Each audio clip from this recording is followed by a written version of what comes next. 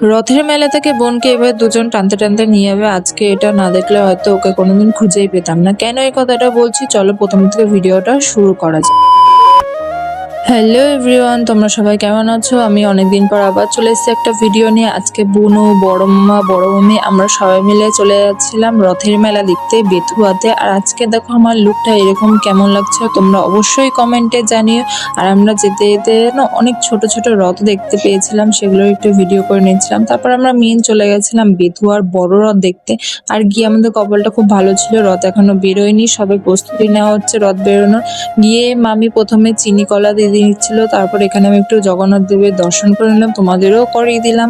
রথটার পেছনে একটা পুচকে ভাই তার ছোট্ট একটা রথ নিয়ে দাঁড়িয়ে ছিল, ওখানেই আমরা সবাই মিলে রথ টেনে নিলাম। এখানে দেখো বুনু আর মামি মিলে রথ টেনে নিচ্ছে। তারপর নমস্কার করে আমরা চলে যাচ্ছিলাম স্টেশনের থেকে একটু মেলা দেখতে দেখতে। আর এখানে গিয়ে আমার বোন হারিয়ে গেছিল। কেন হারিয়ে গেছিল সেটা তোমাদের এই ব্লগে বলবো না, নেক্সট ব্লগে বলবো।